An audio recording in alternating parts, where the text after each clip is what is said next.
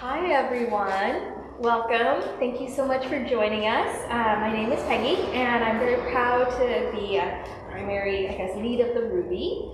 To share about the Ruby for folks who aren't familiar, it's a collective, it's a safe gathering space for women and non-binary creatives. We are dedicated to learning and creating together in a community of support. And we do ask if you are able, we would be incredibly grateful for any donation to help us to continue our work, keep the lights on, and continue our cultural programming. There's a small sign with a QR code and some community donation jars over there around the corner. Anything would be incredibly appreciated. And I also wanted to take a moment to share about this space with you. So this space that you're in, this is our working and gathering space, a place for us to feel safe and to come together, and we welcome you, and we hope you feel the love and support that we do while we're here together.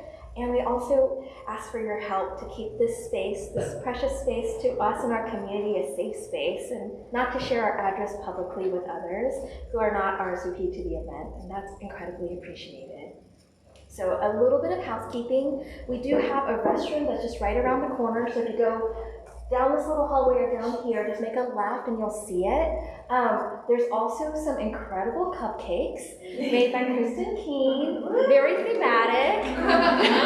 Gluten-free options. And yes, and gluten-free options, so very inclusive. Please feel free to get one and check it out. And also, you might have seen some fax forms. You're very welcome to fill those out, and we may read some after this conversation. Also, one thing that I've always, I'm just really grateful for is being able to do this in partnership with our friends at Green Apple Books and Car Johnson in particular. We're just, it's been wonderful collaborating with them, and it's just makes me very honored and grateful that we can be, together and bringing these incredible events and these opportunities to the community. So thank you, Car. And with that, I'd also like to welcome Car to the stage. Thank you. Can we give a hand for Peggy Lee? The incomparable Peggy Lee. Thank you so much for all that you do to make this space special. If you're a Ruby member, you know that Peggy makes this space very special. And if you are new to the Ruby, welcome. And know that so much of this is not only community built, but really, really strongly led by Peggy. And we're all very grateful to have her. And I'm so excited to partner with you on this, as always. I'm Car Johnson. I'm the event coordinator for Green Apple Books here in San Francisco. If you're unfamiliar with Green Apple, we are a trio of fiercely independent bookstores established in 1967. We're a San Francisco legacy business which champions the written word, community, and all of the intersections therein. I have the pleasure tonight of welcoming both of the authors who are joining us this evening. Just so you know what to expect, we're going to hear a little bit from Beautyland. We're going to hear an excerpt, right? Great, we're going to hear a little bit from the book. Marie and Kristin are going to have a conversation, and then we'll open up for audience questions, and then close to that Q&A time, I'll come around and collect any fax prompts that you may have. If you so choose to share them, I'm happy to pick them up. So without further ado, I'm going to go ahead and introduce the two writers who are joining us tonight. First, Kristin Keane is the author of An Encyclopedia of Bending Time, Luminaries, and she is a contributor to the forthcoming compendium Double Features about the work of photographer Patrick Parent. She's written for the Washington Post, Plowshares, New England Review, Creative Nonfiction, and other publications. She earned a PhD from Stanford University. Please give a hand for Kristin Keane. And last but most certainly not least, Marie-Helene Bertino is the author of Parakeet, 2 a.m. at the Cat's Pajamas, the story collection Safe as Houses as well. She was a 2017 Frank O'Hara International Short Story Fellow in Cork, Ireland. She's received the O. Henry Prize, Pushcart Prize, Iowa Short Fiction Award, Mississippi Review Prize, and fellowships from MacDowell, Sewanee, New York City's Center for Fiction as well. She teaches creative writing at New York University and Yale University and lives in Brooklyn. She's joining us all the way from Brooklyn. Please welcome Marie-Helene Bertino. Thank you for being here. Yes, thank you for being here. Thanks to Peggy and Carr for organizing everything, all the reasons that we're here tonight are because of them, so thank you for being here. And thank you to Marie for flying in all the way from the East Coast for her West Coast part of her tour. And thank you to all of you for joining us today and all of our folks gathering online. Hi. Marie's mom is sending a special wave to her. So I'm so honored to get to talk with my friend Marie about her beautiful new book, Beautyland. And before she reads, though, I thought we'd open with just a little bit of framing for folks who maybe haven't yet encountered the book. And so I thought, Marie, we could start by just talking about the cover. So Beautyland has just a very stunning cover, and it also has a title that's just one word. And I think what strikes me the most about Beautyland, just sort of going into it, is how much of the book is encapsulated in just that one word. And I had read in some reviews, folks referring to Beautyland as the title coming from some of the opening pages of reference to the store that the main character and her mom shop in. But I think it's actually doing a lot more lifting than that. And so I thought we could start by just talking a little bit about how the title actually relates to what's inside of the book. So if you wouldn't mind, let's just start there. Sure. Thank you, Kristin, and thank you so much to Carr and Green Apple Books and Peggy for allowing me to be in this very, very special space and to join all of you who are here. This is my second West Coast reading ever of all time. Last night I was in Los Angeles and I got to do my very first, and I'm here in San Francisco where I used to live for a year, a very, very special year. I love the city. So this is where I endear myself to you by saying all that. But this is still the most magical town I have ever been in, and I would still be here if I didn't have family on the East Coast. But so thank you so much for having me. It's an honor to be here. Beautyland, okay. It's the story of, it's an entire lifespan of a woman who believes she is on Earth to take notes on human beings. She believes she is an extraterrestrial and that her superiors have sent her to Earth to notate on life, human life, and all life on Earth. And the title, Beautyland, takes after a real place in Northeast Philadelphia, which is where I grew up, that was called Beautyland, that actually coincidentally / not coincidentally ended up closing last year, which I did not know when I was writing the book, but I found out recently that it closed. And it was like an in-a-pinch -2 store that all the neighborhood moms would go to, on the low end, like a stuffed full store that felt very abundant when I would go there. But I decided to use it and refract it throughout the novel as we learn more and more about what Adina is here on Earth to do, because she's here to articulate things and pay attention to them so that she can locate herself on Earth for her superiors and locate the human experience. And so I liked the idea that it was a location, a literal location and a metaphorical location for her.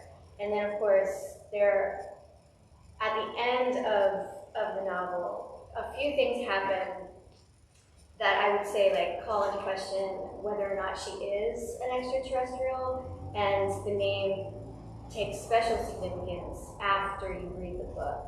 And I'll just say one more thing. I had a professor who said that a good title should achieve its most significance after you've read the work. Mm-hmm. So I thought of that when I named it Beautyland. It's something that you can kind of understand before you read it, and then you really understand it after you've read the complete work. Was the title something you had, did you sort of arrive at that at the end then? Or did you have that kind of floating around? I think I had it all the way through. Normally I have the title and the last line of everything I've done. And that's when I know I'm ready to start. So Beautyland is structured in 5 parts. They're each titled after the life cycle of a star and a particular era of Adina, the main protagonist's life. So birth, school, work, New York, and death. And those sections also coincide with actual historical, I believe, historical sort of shifts in understandings of extraterrestrial life, as well as some discoveries made by NASA. You can correct me if I'm wrong on that. You're totally right. And I wondered if you could talk about how you arrived at that structure of 5 parts, and what you hoped to accomplish in following the span of her life. So this is my 4th book, and for me it's been like a little bit planning, a little bit magic. And I've learned that if I can just let go of what might happen, the story normally arrives, and the character normally arrives. And then the structure is the piece that I normally can't plan for. And if I just try not to be a control freak about it, the structure will normally occur to me. So I wrote for 7 years, and I was still waiting for the structure to occur to me. I was like, come on, structure, like I'm waiting. It's a process of belief. And what I wanted to do, and I managed it a little bit, was write a novel out of vignettes. So if you see on the page, I love short pieces. I have a poetry background, maybe that's part of it, but I think they're like delicious, like little candies, and they're propulsive. It makes you want to read more. So I wanted to write a novel of vignettes. And people hate vignettes, which I also love. Joyce Carol Oates famously hates vignettes. Do you remember what she said about them? I don't. She called them wan little husks. And I was like, oh, even more of a reason to like try to write a novel of vignettes, just so I have a built-in like audience of people who will hate this. It turned out though that a novel of vignettes, because I wanted to go really deep with Adina and her entire life cycle, I had to have breaks for the reader to be fair and nice to the reader. And when I started to look at, so I had written all of it, and then I started to look at where the vignettes were kind of grouping, I found 5 distinct or discrete groups. And it was her birth, her school, her work, New York, and the end of her life, spoiler alert. Sorry about that. She doesn't live forever. That's like most humans, she does not live forever. And so then I had the number 5. And many times when I had things occur in her life, I would Google to see what had occurred astrologically, to see if anything was significant. Every single time I did it, it was uncanny. Something enormous had happened in the world, which also is kind of how I knew things were working and going in the right direction. But no time more than when I Googled, or I started looking into like what the number 5 meant. And I found almost immediately, and I was covered in chills, that the life cycle of a star has 5 developmental cycles. And I knew I had my structure. I just had to wait and hope and get nervous and pray, and eventually it did arrive, and it looked like a star. Do you think the Joyce Carol brought to you magically? Maybe it was JCO. It's like, I hate what you're writing, but here is a star. Yeah, well, let's hear you read from some of Oh, this. no, I'd be happy to. One of the cool things is that when you have a character who reports on human life, this book contains almost everything I can imagine. And what's been cool as I've been reading is that I can match the reading to where I am or who I get to be in conversation with. And so tonight, Adina doesn't travel too much in her life, but she has a foray to Utah. So since I'm traveling tonight, I thought I would read the only time she tries to travel in her human life. Adina watches a nature documentary about a colony of genetically identical aspen trees named Pando. It is a forest, but it is genetically only one tree that grew from a flea-sized seed, the singular plural. The parent tree is male, so to sit in this grove would mean to sit among acres and acres of the same man.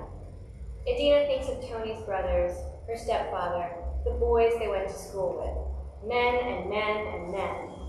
Adina spent a week reading about him, them. The books describe the sounds of the wind blowing through the aspen grove as water rushing.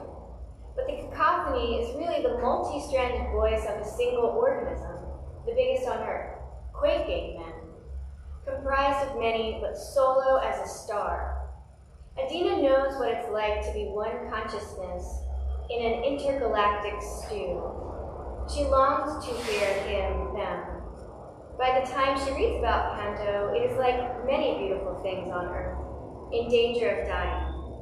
Human pressure has created wildfire conditions, overgrazing, bark disease. Adina stays awake all night, aware of every passing moment.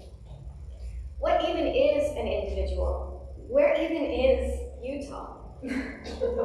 She misses Solomon and her people, deeply rooted in each other, many sounds beating as one. Humans, she faxes, express mundane concern and sympathy using expressions like, oh Nelly, uh-oh, dang. There are no direct translations for what are called idiomatic expressions. The fax reply reads, why Nelly? Why not, oh fire hydrant? Names, she faxed, are often used to avoid cursing. St. Peter, what the Sam Hill, they fill a space. Other humans realize the sentiment is not quite right, but not filling the space would be worse. Remaining silent or motionless when someone has shared that their insurance won't cover a routine gynecological visit would be construed as remote and rude. These valueless expressions are acts of kindness and participation. The fax reply reads, oh garage, oh Lauren. Whoever is operating their communique possesses the literalism of a 7-year-old. Human, she faxes, is the word that normally answers your questions, but human is what she's on Earth to define. And she can't define the word by using the word. If, she faxes, when I explain human behavior, you insist on logic, we won't get far.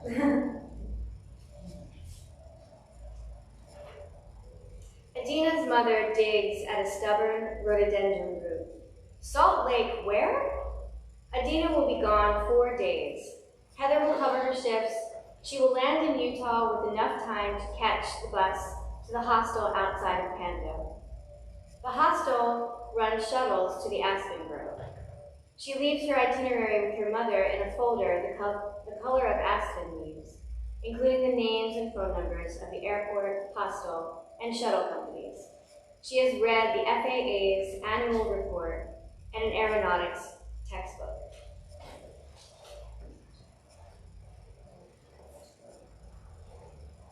Adina's mother drives her to the airport. Adina is a 22... That's good, baby. I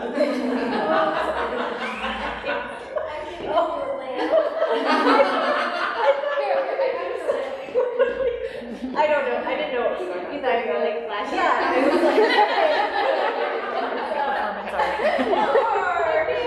I can't see. Oh my god.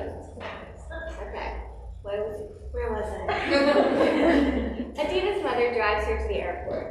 Adina is 22 Earth years old, and it is her first flight. It is a low-slung, late spring day, winds of less than 5 miles per hour coming from the west, low ceilings in Salt Lake City. The airport carpet is teal with tan palm trees. The realization begins simultaneously at the top of Adina's head and the base of her stomach. If she boards this plane, she will die. She should leave, take an hour-long bus ride back to her neighborhood. When her mother asks, she will say the airport's carpet was teal with tan palm trees. Something about it connects to this feeling of doom, maybe because palm trees don't belong in Philadelphia. Instead, she walks the gangway. When she reaches the lip of the plane, she halts, allows those behind her to pass. A flight attendant makes an announcement on a manila spiral cord phone like theirs. Seeing Adina, he covers the receiver. You okay? Adina finds her seat and secures the buckle across her waist, checks and tightens it. The plane ignites, burns a few things up inside itself. It reverses smoothly, out of proportion with the clanking that's coming from the rear. The plane hurtles down the runway. They can't possibly make it into the sky. But then the plane shivers and retracts parts of itself into itself, and they are flying. Humans with window seats point to cloud formations. Adina closes her eyes. They climb into the sky. She counts to 100, a tip she read in one of the beauty magazines she allowed herself to buy in the airport's newsstand. It's been years since she read them, but their frivolity is the only thing that will keep her attention through the agony of takeoff until they reach the clouds where it is always a sunny day. During turbulence, Adina locks herself in the bathroom and counts to 500. Her powers of observation are malfunctioning. She hears every part of the engine. Turbulence tumbles her back to her seat, where the flight attendant offers drinks, unaware of their doom. Adina's voice is calm. Are we going to crash? He smiles. Would you like water? Coffee? Chardonnay, she says. She sips it, belted aggressively to the seat. They clear the sill of turbulence. The flight attendant's voice startles her. He has returned to crouch beside her. After reaching cruising altitude, he says, nothing can force a plane out of the sky. So what are you afraid of? Wind or engine failure? Staying the same forever, she says, and wind. When they reach Salt Lake City, Adina straps her bag to her back, clears the receiving line of captains and flight attendants, walks into the airport's hub, bright with sound and travelers, follows signs for ground transportation to the basement, where candy-colored counters offer different ways to take a train. Adina chooses the clerk she guesses least likely to ask questions, and requests a one-way ticket to New York City, opens the envelope of cash meant for the hostel, and slides over the correct amount. She does not breathe in the center of the noble grove of aspens. She does not hear their ethereal sigh. She buys a lemon poppy muffin and descends an escalator to a galley of heaving trains where she boards the California Zephyr. The train travels through Utah as she eats cake from a napkin, proud of herself for venturing this far, and ashamed of allowing fear to retract her like a dog on a chain. But the cake is good, sweet with a fair distribution of seeds, and that afternoon a mountain range overtakes the Colorado horizon, announcing itself so boldly it feels like sound. They move through dioceses of gentle trees that diminish toward the mountaintop. She's never seen so many, green like cooked broccoli, straight as sentinels. And she takes notes, trying to describe their color in the sunset. Instead of only Utah, Adina will see Utah, Colorado, Nebraska, Missouri, Illinois, Ohio, and the other side of Pennsylvania. Fear has enabled a broader adventure. The train squeals to a halt in Omaha. Passengers announce they will go outside to stretch their legs, and Adina calls her mother on a payphone. The receiver is a cold bar in the night. She has seen goats perched on the top of a cliff, a horizon filled with smoke, pale wheat making language with the wind. Travel has already sharpened her intuition, and she senses something enormous and anticipatory in the dark surrounding her. Her mother answers halfway through a laugh, knowing it's her. Guess where I am, Adina says. Well, Utah, I hope. Adina holds the phone out so her mother can hear the train, an anxious creature huffing in the night. She says, guess again. Adina returns home and has barely dropped her things before faxing her superiors. She is mirthful, giddy. Dear everyone, she faxes, I'm dropping out and going to New York City. She wonders over the urge to use a salutation. She's never addressed them before, has always gotten to the point. The incoming fax reads, oh, Nellie. Up there.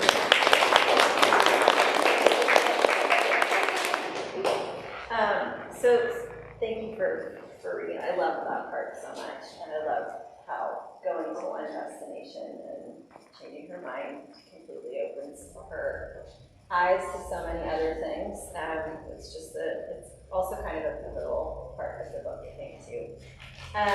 So speaking of the vignettes, I thought we could talk a little bit about genre, because of the fragmentation that you described, but also just for like a question I have specifically about that. So we know books are sold, they're marketed in certain ways, they're this or they're that, they're YA, they're memoir, they're a novel. And then they emerge and they're further characterized as other readers encounter them and attribute different meaning to them. And your work has been labeled as speculative. I've seen this described as a coming-of-age novel. I've read the term fabulous, for sure, attributed to your work. But on my view, I actually see you pushing back on a lot of that, especially in this book. And in one scene in particular, I found just so delightful. Had a sort of meta quality to it. So Adina has been writing, and someone says of her writing, why doesn't she write about sex or motherhood, more feminine subjects, removed from society? She's a reporter. That's why her transmissions are episodic, matter of fact, and don't have an overarching story like a novel. So that was just one of a few moments where I was just really kind of delighted in the way that you were sort of pushing back. And so given those things, those elements, and the fact that she is a writer, you've chosen a character who is writing. I'm curious if you agree that there's kind of a pushback there to categorize the work as X, and how you hope that Beautyland will be sort of received in the collective discourse, and maybe some of the things that you are subverting or kind of drawing attention to, even if you want to remark on that. Yeah, to hear your take. That is such a beautiful and brilliant question. This is why I was hoping that Kristin would be in conversation with me, because she makes everything sound so amazing and beautiful. I love that. I love all of those words you just said so much. There's one. I think that, what was the last part? The very last part. How you're hoping this will be received, yes. And then also, like, what are you trying to do? Are you trying to do something there? Are you trying to say something about genre to your wider audience? I think I am, yes. Well, I know I am. I guess I'm trying. If it's received at all in the collective discourse, I will be delighted. I truly, I don't lose sight of the fact that publishing a book is a miracle, just in and of itself. And so if it's received at all, I'm grateful and I'm lucky. If I can say at all what I hope it's received as, I'm open to whatever it is. I've noticed, and this is cool, and I did not expect this, going along the lines of not feeling too much control over the result. I've noticed that the science fiction community has opened up to this book, and that has been such an unexpected delight, because that community is persnickety. I never would have called it science fiction myself, because I know there are very rigid, some people find very rigid parameters around the exalted genre of science fiction, as they should be. And so I've been shocked and so delighted that that some members of the science fiction community have embraced Adina and Beautyland. I think that's awesome. I'm mostly from the time I started writing fiction, people have been like, why is your fiction so weird? Why is this so strange? Why are you making this so strange? And I think, and thought then and think now, I am trying to write as realistically as I possibly can. I am writing as honestly as I can. This is how I experience the world. I don't understand why people think it's strange. And I never will. And I never will. And so I think I write realism. I don't say that too often, because then people are like, you clearly don't. But I think this is realistic to me. And writers I love in the genre, like Garcia Marquez, also, and Toni Morrison, also were like, I don't know what you're talking about. This is as matter of fact as I can get. And I feel that way too. So I wanted to ask, to zoom in on Adina a little bit. You write in one part of the book, perhaps she's never been anything other than lonely. Loneliness is a composite feeling, ironically unable to exist alone. And so several times throughout the story, she attempts to tell people her truth about herself. She attempts to tell people in her life what's happening to her in her reality. And everyone reacts really differently to that. And some characters even reflect back to her that, that she's strange, and including one scene where a character recites from a log she's been keeping of Adina's weirdnesses. And so I thought That bitch. yeah, that bitch. Talk more about We can say, let's not talk about but I wondered what you were hoping to achieve for readers by delivering a sort of alien hero to people who are lucky enough to read this book. I was writing toward the people who felt like I did growing up, that they were always relegated to some kind of margin, and for a reason that remains unknown to them. And so I would just try to write as honestly as I could, and baked into the book, was the reader or the person, the reader who I knew would not buy Adina, based on the person that I can imagine and have known in my life who didn't buy me and doesn't buy people like me. Like will never kind of be on board with people living outside what is considered societal norms. And so I'm not writing for them, but I am acknowledging that they are here on this earth, and I even got to give them voice. Toward the end of the novel, Adina's transmissions, and how I would describe this is they reach a broader audience, a public audience, and people start to weigh in on the subjective nature of her reality and whether she is who she says she is. And that was great fun, giving voice to the disbelieving reader. Because some people are like, you are a fraud. You are not who you say. This is not possible. It's not possible to be like you. And belief is called more directly into question. And so with this speculative element, I've been able to directly talk about what I've struggled with my whole life and how I think it really does feel to walk around the earth. And holding certain traits and being a certain way, and how that is sometimes taken. And so when she tries to reveal her authentic self and her secret identity, to me that is very consciously echoing a coming out of sorts. Yeah. How are readers receiving what you just described? Are people holding that? Are they seeing that in the book? I would assume. I have to say, people have been unbelievably positive and kind, and it's been like giving me faith back in certain things. Like, they have really opened their hearts to Adina in a way that I could have only ever hoped for, and didn't even know to hope for. And it's kind of, and have said, like, this is the way I feel. And across a broad variety of experiences too, which has been, like, it has also felt like miraculous. So one more question about Adina. I want to turn to her mother a little bit, because she's such a big part of the book.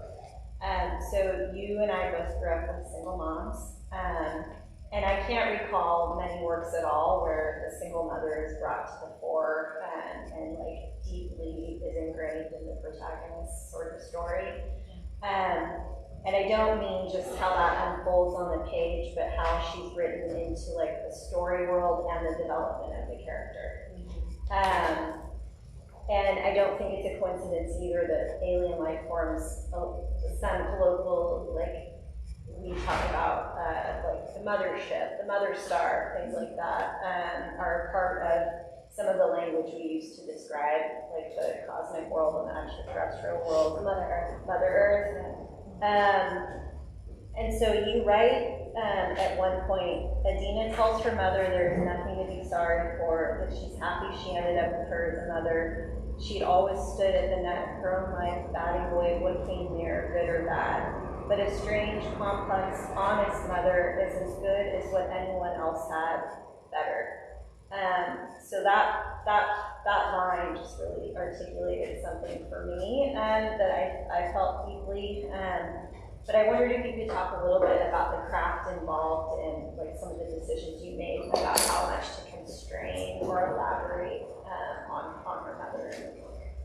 Yeah, I see Adina and her mother as binary stars, constantly in each other's orbit.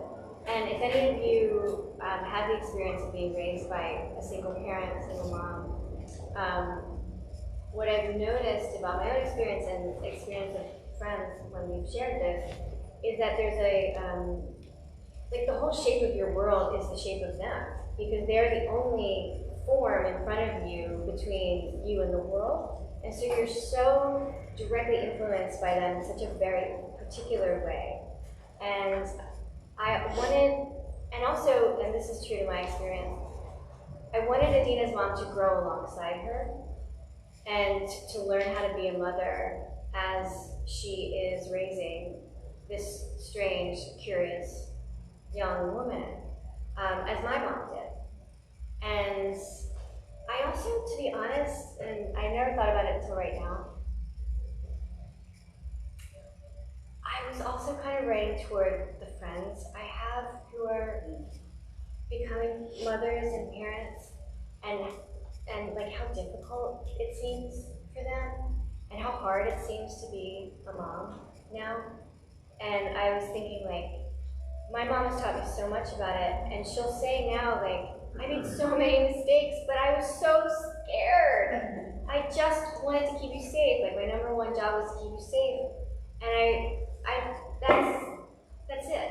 And I want to tell my friends now who are raising children and are so scared all the time, like, that it turns out okay.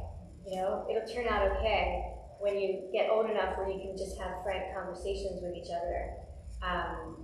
You know, just like my mom, it's been a gift being able to like learn about that for my mom now. I've never read a single mom who, like, have you read works? Like, I've read single moms in literature as seen from young sons. And they're not always the most generous renderings. And so I wanted to write a single mom who tries really hard and works really hard and is flawed, but is not selfish, is like generous and kind and learning and learning and learning. And so I just had to write her so I could see her somewhere. Have you read singles? Not with literature. I mean, nothing is coming to mind. I mean, I can think of a few examples where they're like characters, but not the way that she is ingrained. Because, I mean, she is a part of Adina, that's clear, and the way that she sort of appears throughout the book at different times, it struck me, paying attention to that in particular. I'm glad. And she is developing in the background of the book the entire time, as her garden is developing in the background of the book. So I like the idea that a garden was growing throughout the whole novel. So we have one more question, and I'm asking if anyone filled out any faxes. Marie's gonna spend a little bit of time reading them out loud. Q&A and reading them out loud. But I won't say your name. Yes. Making me happy. So if you have one or want to share one, you can start kind of passing them toward Peggy and Car. So I wanted to end with love. I was really drawn to the way it was examined through dialogue. Adina says at one point, I'm trying to get better at saying I love you. Yolanda, the trainer at the gym, when she is introduced, she says, I'm a double cancer and I'm here to help you love yourself. And then a very beautiful scene between Adina and her mother. Adina says, or you write, at the end of the weekend, she kisses her mother goodbye. I love you, Adina says. And her mother a response by saying, "Are we saying that now?" And then you just do this tremendous detail work of building these details into scenes where later we see her kind of synthesizing these things into lists of things that she grows to love that become meaningful for her, for Adina. And so I just wondered if you could close, Marie, if you could just say a little bit about your thoughts on love and what you're trying to reach for towards love in Beautyland. I think that Adina is struggling throughout the whole novel to figure out if she loves humans or not. Or maybe she just has an inherent love for humans that I go back and forth on in my own life. But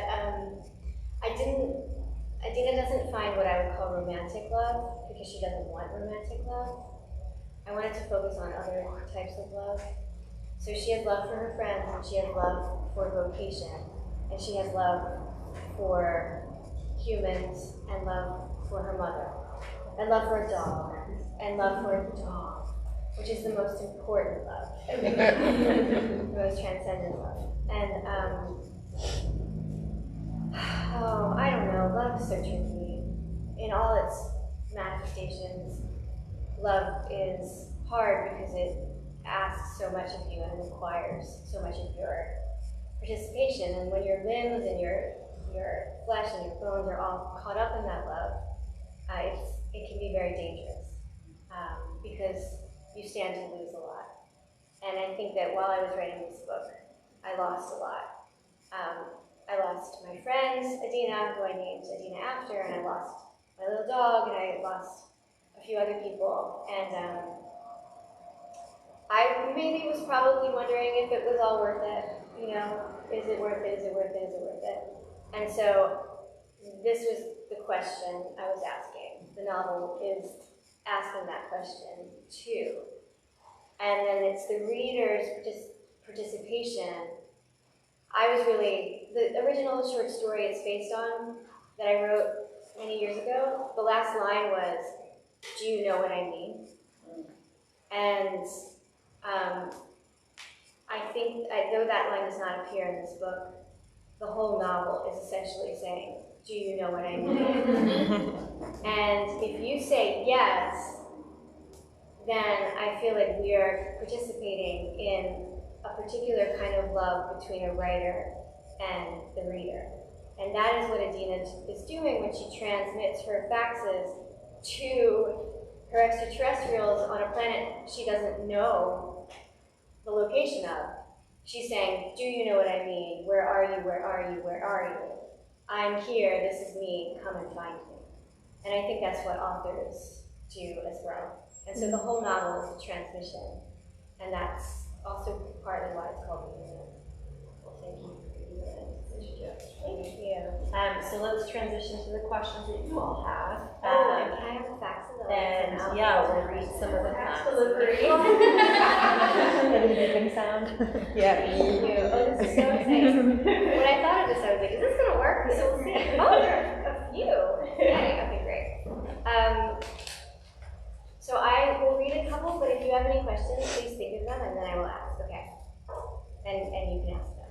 Okay, so the prompt again for those at home, if you were going to craft a fax to your extraterrestrial superiors detailing some ritual, object, process, feeling about human life, what would you choose? Okay. How Marie knows the entire choreography to Thriller. What would you say about it? It's amazing to see the dance floor part for her to perform it. Okay, Tanya.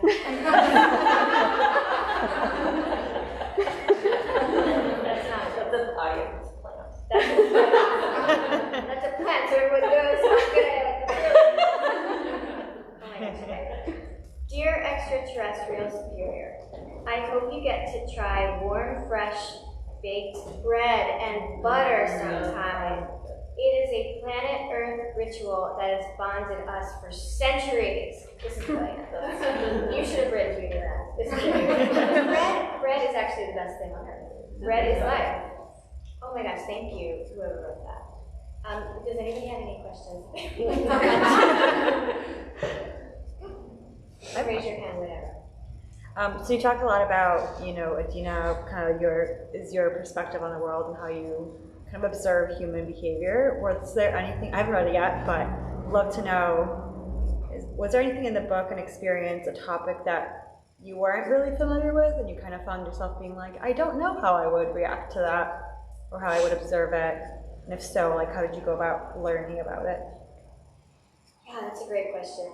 I think that astronomy itself, I read a lot about how the stars work, how black holes work, and what we know about them so far, and then what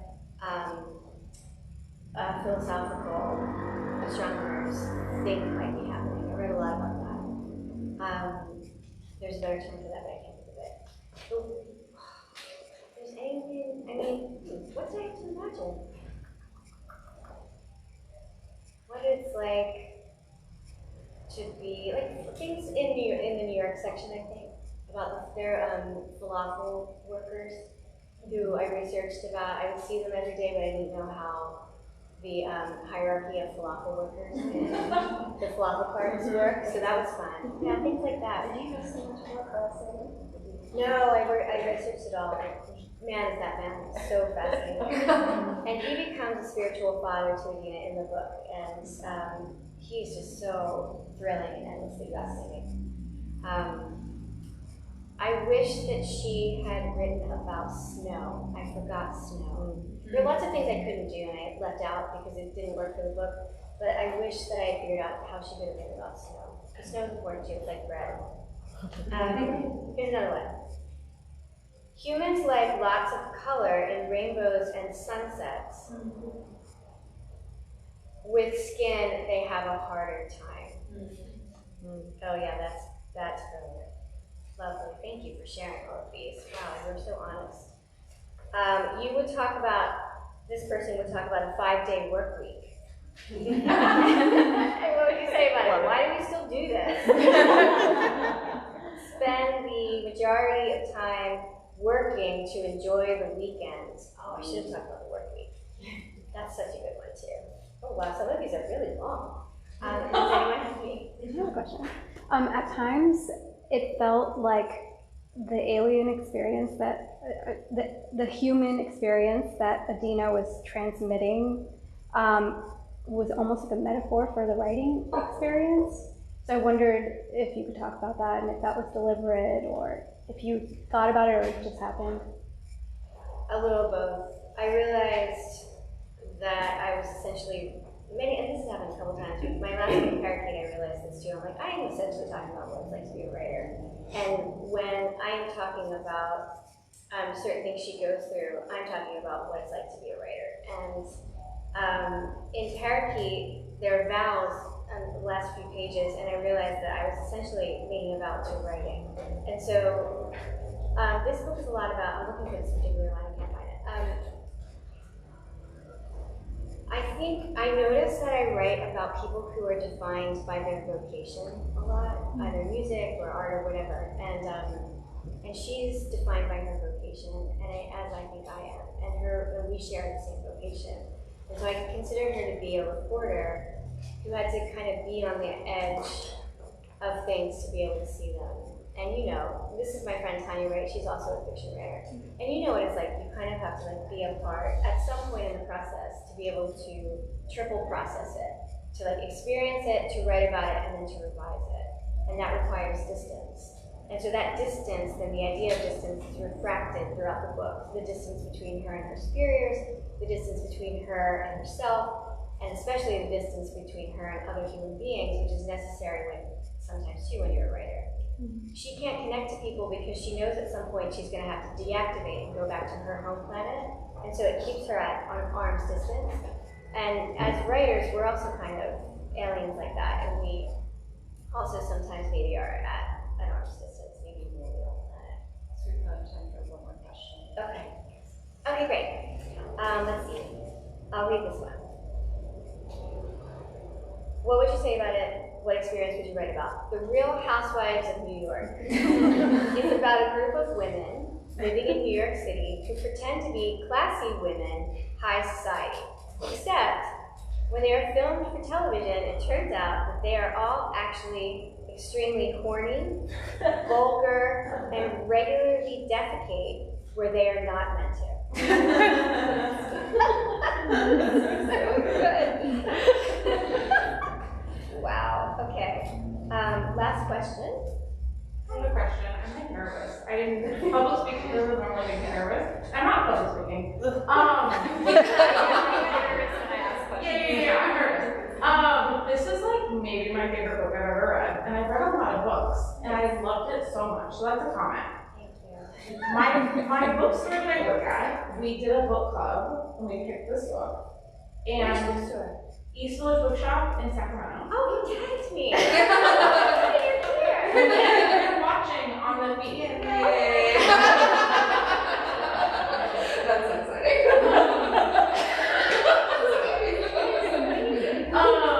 So the question, and I imagine you're getting this question a lot, if she really was an alien or not. And people were asking that. That was like a big topic of conversation during our book club. I made the choice very early on to just be like, she's an alien. I'm not even gonna question it. I'm not even gonna wonder if she is. I feel like at the end, when it switches to the we will say, I feel like that's almost a way of saying that she was an alien. Again, I'm really nervous. I don't know why I'm so nervous. I'm nervous to hear the answer too. I feel like that was almost answering that question. That's how I took it. And when I read that line, I like got chills everywhere. I was like, oh my God. So anyway, that's my question. I know you probably won't answer it. But that's kind of my question. Okay. In order to preserve the reading experience of everyone who has not read it, I can only answer so much. I will talk to you afterward and talk about that move at the end. But I will say, I love the questioning of Adina. I mean, I wrote the book so you would question. And so you could think other things. However, I will say, I thought the choice was clear until my agent was like, oh no, I don't think that, I think this. And my editor was like, I don't think that either, I think this. And I was like, I think that I did it correctly. So that it's open. And so I want the belief, or I would love if the belief in the reader matches the book, so that the book changes in proportion to the belief of the reader. So if you believe Adina, the book reads a certain way. If you don't, it reads another way. If you're somewhere on the spectrum of it, it reads a totally different way. I also think it would be interesting maybe to read it at different times and realize that you believe different things at different times in your life, and maybe why. And so the book changes with its reader. That's what I was hoping for. I love books that require my participation. My favorite book is The Little Prince. And The Little Prince has an ending that has changed what I believe has happened every single time I read it. And I notice that whatever I'm going through in my life is what I believe about The Little Prince. And that book values and respects its readers so much that my heart swells when I even think of it. And so I am requiring the reader's participation. And one more thing I'll say, because people keep asking, do I believe in Adina? And I have said my friend Halima, who I did an event with in Woodstock, asked me, did I have to believe in Adina to write her? And I said, I had to at least understand where she was coming from. And I thought of the movie Lars and the Real Girl, which is Ryan Gosling's most famous movie. Lars and the Real Girl, if you haven't seen it, please see it. It's so good. I think it's perfect speculative work because nothing impossible happens in the movie, but it's about Ryan Gosling who falls in love with his girlfriend who is a blow-up doll. And his real doll. What does that mean? She's like made to look. Is she a blow-up doll? Is she not? What is she? Is she a mannequin? Mannequin. Oh, she's a mannequin. Yeah. No, she's not a puzzle. So she's very heavy. She's very Okay, so she's a real doll. That's made to look like anatomical proportions and everything. I think, if I remember. So she falls in love with a real doll. Yeah. Blow up shop. But she's supposed to, she looks real.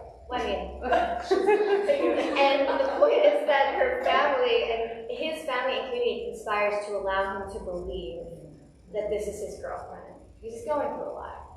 And I think of the things that I know some of my friends believe about themselves, that it is important for them to believe because it holds up an important firmament in them. And I love them and I want them to believe that too. So I believe in them as well. And the things in me that I have to believe are true, that my partner and my friends are like, yeah, you're definitely good at cooking, or you don't have too many minutes on everything, or whatever.